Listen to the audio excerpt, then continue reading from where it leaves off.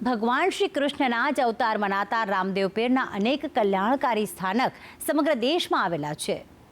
આજે આપણે લઈ જઈશું અમદાવાદથી આશરે 45 કિલોમીટર દૂર આવેલા બાવળા તાલુકાના નાનોદરા ગામને, કે જ્યાં બિરાજે છે રામદેવ પીરનું પાવન અને અલૌકિક ધામ, જ્યાં દર્શન કરતા જ ભક્તોને થાય છે અદ્ભુત શાંતિ અને ધન્યતાની અનુભૂતિ। તો ચાલો કરીએ આ પાવન ધામના દર્શન।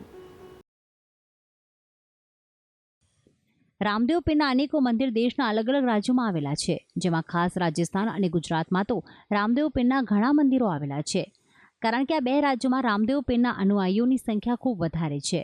ભક્તો તો રામદેવ પીરને શ્રી કૃષ્ણના જ અવતાર માને છે અને તેમના દર્શન કરીને કરે છે ધન્યતાની અનુભૂતિ।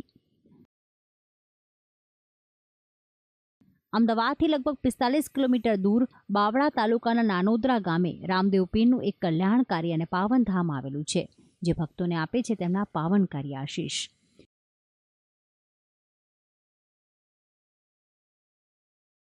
નાનોદરા ગામના શાંત વાતાવરણમાં પ્રકૃતિના ખોળે અહીં બિરાજે છે મહારાજ રામદેવ પીર। મંદિરના પ્રાંગણમાં પ્રવેશતા જ એક ખૂબ જ વિશાળ મંદિરના ભક્તોને દર્શન થાય છે, જેમાં ગણતરીના પગથિયા ચડીને ભક્તો દર્શને પહોંચે છે મહારાજ રામદેવ પીરના।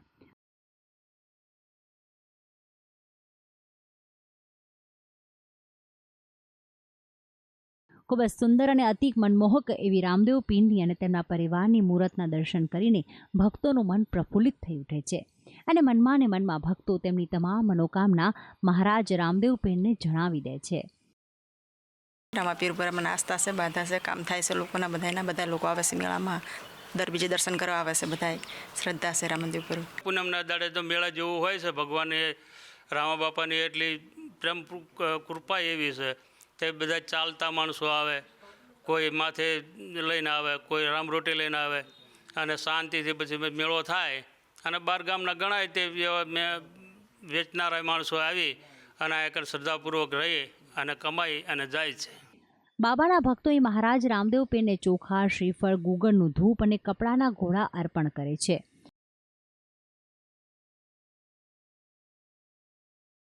અહીંયા મંદિરમાં દરેક બીજે ખૂબ જ ભવ્યાતિ ભવ્ય મેળો ભરાય છે, જેમાં હજારોની સંખ્યામાં સાધુ સંતો, ભક્તો અને અહીંના સ્થાનિક લોકો ઉપસ્થિત રહેતા હોય છે અને તે સમયે વિશાળ ભંડારો પણ રાખવામાં આવે છે, જેનો પણ લાભો તમામ અચૂક લે છે।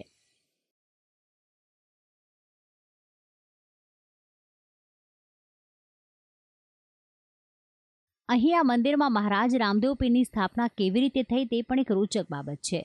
રામાનંદજી નામના સાધુ, જે મહારાજ રામદેવ પીરની ભક્તિમાં જ તલ્લીન રહેતા, તે વર્ષમાં 2 વાર રણુજા રામદેવ પીરના સ્થાનકે પગપાળા જતા અને પગપાળા જ પરત આવતા।